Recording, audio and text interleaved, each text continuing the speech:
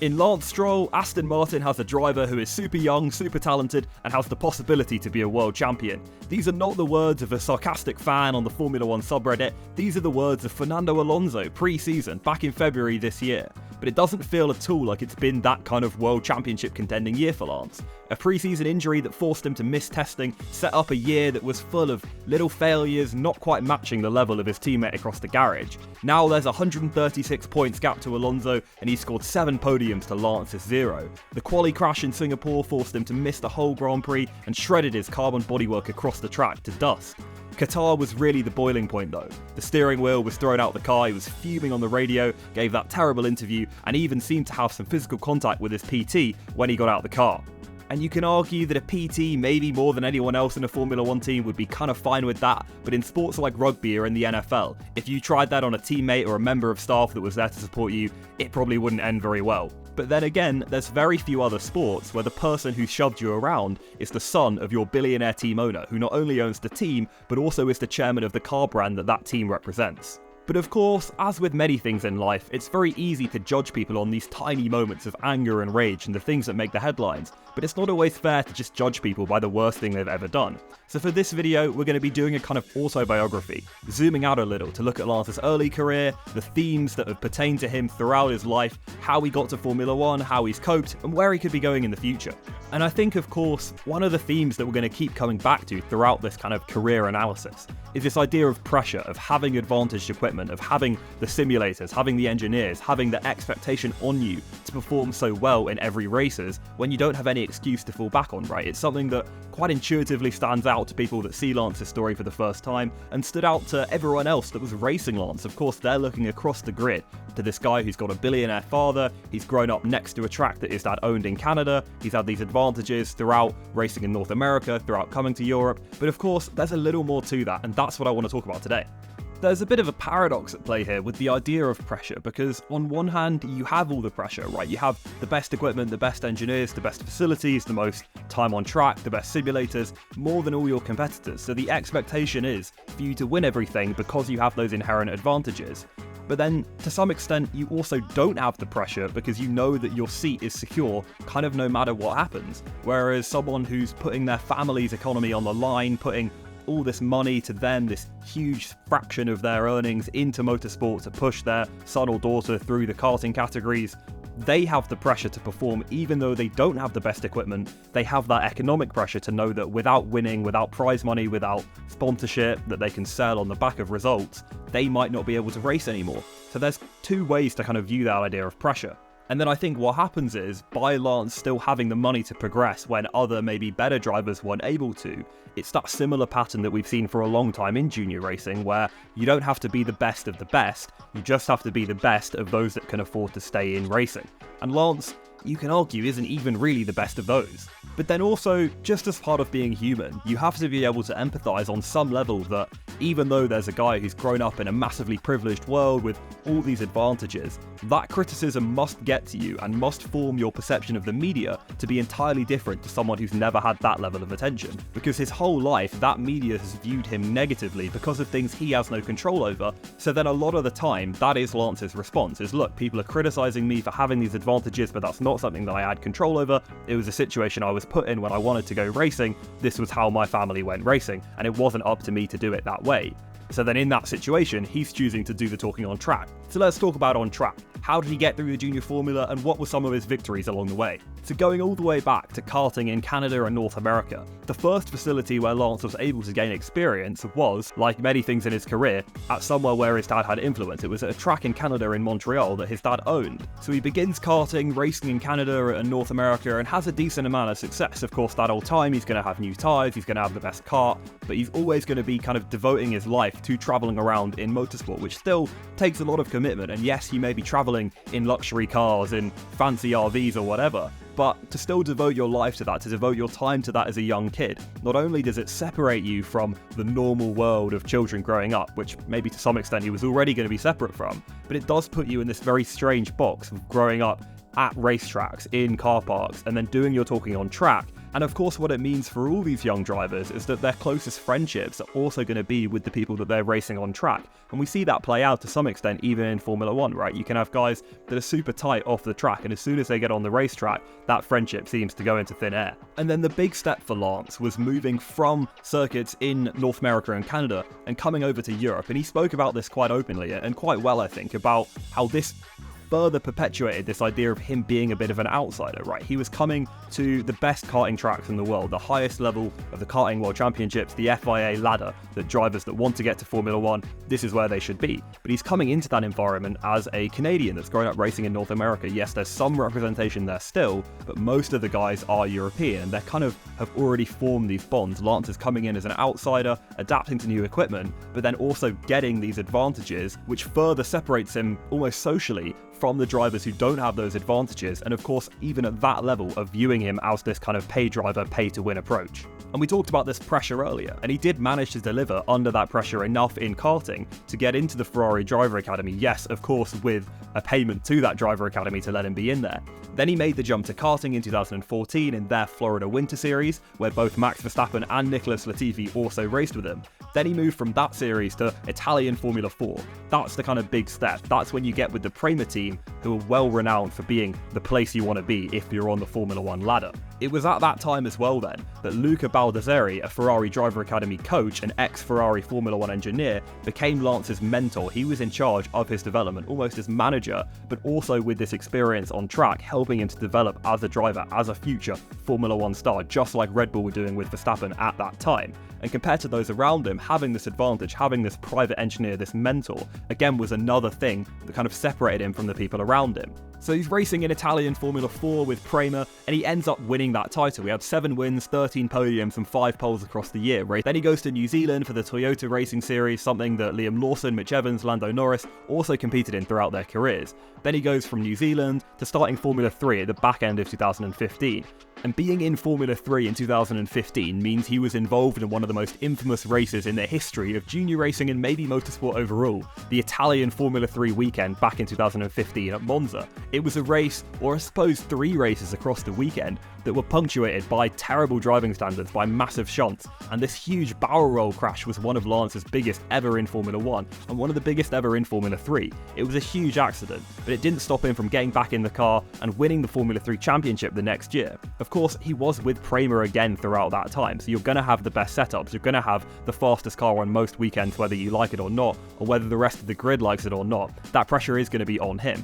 But he dominated Formula 3 in 2016 ahead of drivers that we see on the grid now like George Russell. So he's still in the Ferrari Driver Academy. Yes, he's had these criticisms coming up throughout the junior classes, but unfortunately for all his doubters, at every point he still managed to just get it over the line, to win when the pressure was on, to win with the best equipment, but to still win.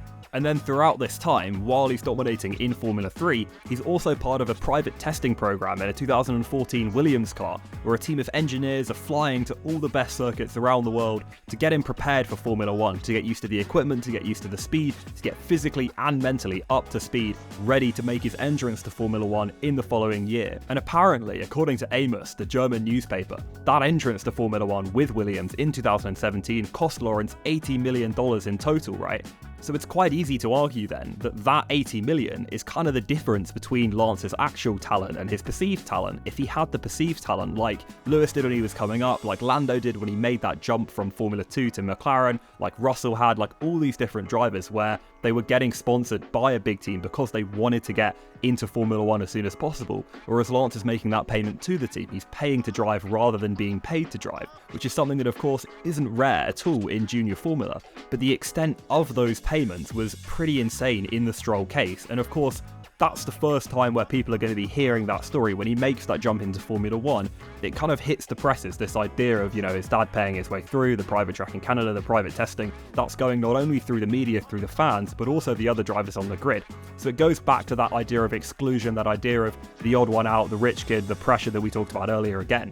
So then making it to Formula 1 in 2017, partnered by Felipe Massa, it's that culmination, that crescendo of all that work, all that time, all that money in his younger life, finally he's made it into Formula 1.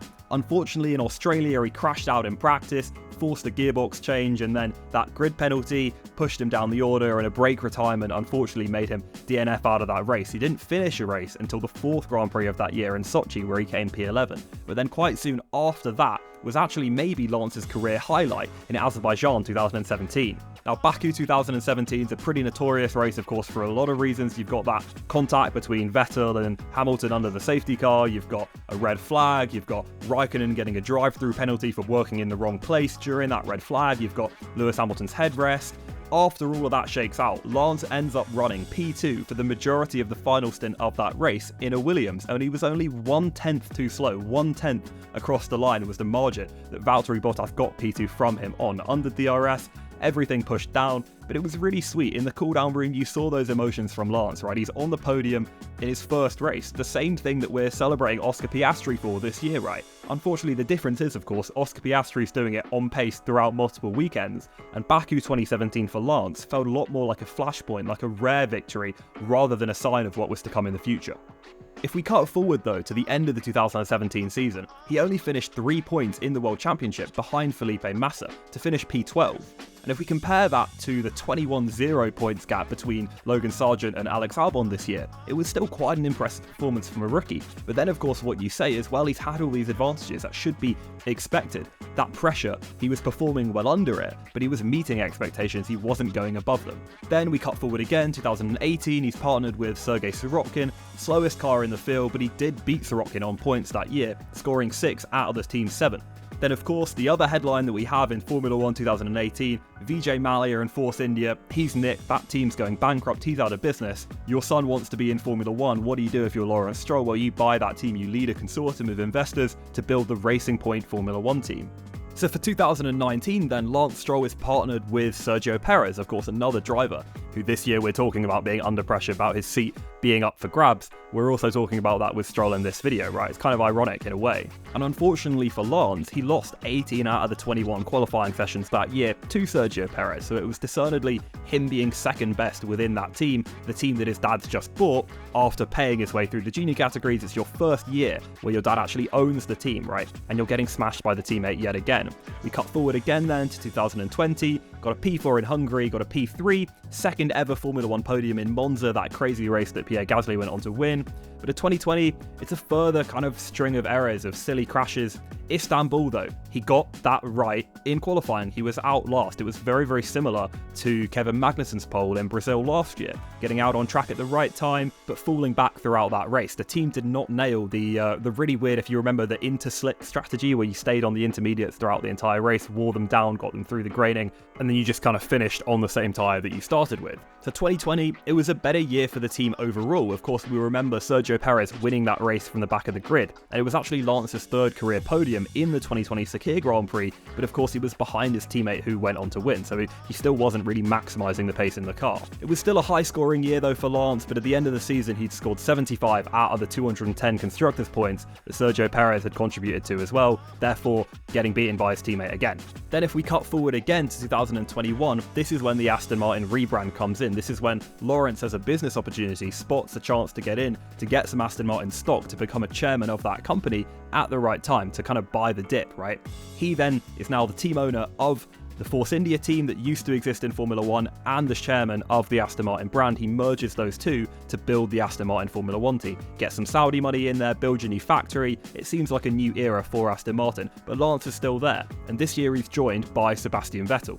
Flashpoints of 2021 for Lance, unfortunately, are not great. There are the moment like he had in Baku, he had that tyre puncture before Max. We had, of course, the Stroll Monaco meme that will maybe interrupt me if I get to an interesting part in the video, but maybe we're yet to get to that point. He had the crash in Hungary with Bottas, and yet again he lost out on points to his teammate throughout that year. From a technical standpoint for Aston Martin in 2021, they were tied to that Mercedes engine, and unfortunately with the rake concept that was fundamentally the kind of technical buzzword of that year. The porpoising of 2021 was this idea of rake, and it wasn't something that Aston Martin had adapted to well, which meant that overall it was a low-scoring year for the team, but Lance still ended up scoring less than Sebastian Vettel in equal equipment. Which means it's basically only Sergei Sorokin that Lance has beaten as a teammate in Formula 1, which is probably not the best thing to have considering Sorokin was only in Formula 1 for that 1 year. And somewhat ironically, for 2021 and 2022, his best results in those years came in Qatar and Singapore respectively, both with P6 finishes. 2022, again he loses on points to Vettel in that year,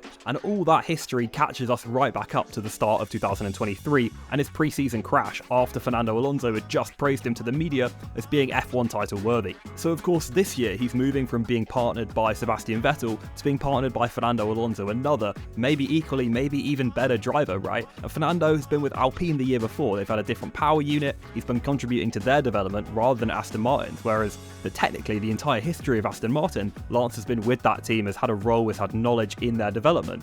Got a new technical regulation era, of course, kind of furthering from 22 into 23, but it was Fernando Alonso in those opening rounds who was able to maximise the performance of the car. There are all these little moments like crashing out in Monaco, getting no further than Q1 in Miami, that mean his overall average qualifying position is 11th compared to Fernando Alonso's being about 5.8. That gap is huge, and now Aston Martin are higher up the points table, it's even more significant. We know that points mean prizes in Formula 1, but those points are worth so much more when you're in the higher championship playing positions. And they started the year, they might have even been second in the World Championship, they might have finished third, but they'd have been looking around thinking about that check they're going to get at the end of the year. It's going to be so much more than the P7 check that they got last year. Unfortunately, it looks now though that they may end up finishing P5. It's still an improvement from P7 in the year before, but given the investment in the team, it's not really looking like that's an opportunity maximising season, especially when the weighting between the points of the two drivers looks like this.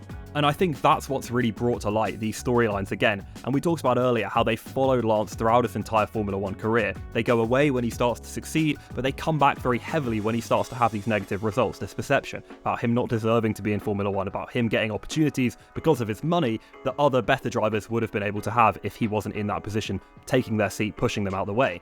And it seems like, given the flashpoints at Qatar, that they're kind of right, and this wave of negative press is coming in yet again. And when you've got a driver like Felipe Drugovich, a dominant Formula 2 champion as your reserve driver, the driver that took over from testing when Lance was injured out because of his cycling crash, that's a driver who's then going to be fully understanding with the car, fully understanding throughout the simulator, the development, the upgrades. He's going to have had roles to play in all of those. He's going to understand the team, where it's going, the facility, the names, the engineers, everything like that. You've got a Formula 2 champion who's settled into the team, waiting in the wings, and your pay driver, your driver who's had all this money, had all this development, so much more than what Felipe Drugovich has had in his shorter time, he's not being able to even finish in Q2, he's not finishing in the points that often, and he's costing the team so much money in lost potential earnings. And I think if it is the right move for Lance to step away from Formula 1 to let Drugovich have a go, the thing that could really kickstart his development yet again to bring him back up to the level, to the expectation that everyone had of him when he was a junior driver, is to actually maybe take some advice from his teammate Fernando Alonso, right? When Fernando was struggling back in 2008 with McLaren, he had this terrible engine, these retirements, making him fall out of love with the sport of Formula 1, but not with motorsport as a whole. Then he steps away from Formula 1, he races at Le Mans, at Daytona, at Indianapolis. He races in different teams in different contexts, and he's still Fernando Alonso, so he's still bringing that media, bringing that pressure, bringing that expectation, but in completely different contexts, in different teams, in different cars. Even World Endurance Championship, you're sharing cars with other drivers, right? That's something that Lance did in his development for Formula 1, but actually maybe doing it again now would help his performance in Formula 1 currently. And of course, we also saw the Aston Martin Valkyrie Le Mans project get announced last week. Of course, probably it might end up being that'll be Drugovich's opportunity and Lance will stay in Formula 1, but I would think personally, if I'm his driver coach, forcing him to share a car, to interact more with other drivers, to interact with a different team, maybe step away from the limelight, from that criticism of Formula 1, could be really crucial to kind of building Lance's love of motorsport back up, making him not throw little fits and tantrums in the media, which is only going to make that negative media pressure even worse. One of Lance's biggest hobbies in the off-season is going skiing, and I hope for his sake that it's not all downhill from here. Maybe it's a little bit similar to the development step that Red Bull took with Alex Albon in 2021 in his year out from the sport, Sending him to the DTM, the German Touring Car Championship, showed Alex not only that he can learn, adapt, compete and succeed in other racing series, but it also puts into perspective just how valuable, incredible the environment of Formula 1 actually is, and how much work that takes from you individually to bring yourself up to that standard. It's nothing that should be taken for granted. It's something that you get to do, not something that you have to do. So those are kind of my thoughts on the whole Stroll situation. Will he stay for next year? Will someone be brought in to replace him alongside Fernando Alonso? Let me know what you think in the comments, right? Will it be the right decision? If they do that, what would you do if you were in Lawrence's position? For now though, I'll say thank you very, very much for watching. Please check out crash.net, our website, for coverage across the motorsport world, and subscribe to this channel for weekly coverage of all the action, news and headlines from the world of Formula 1.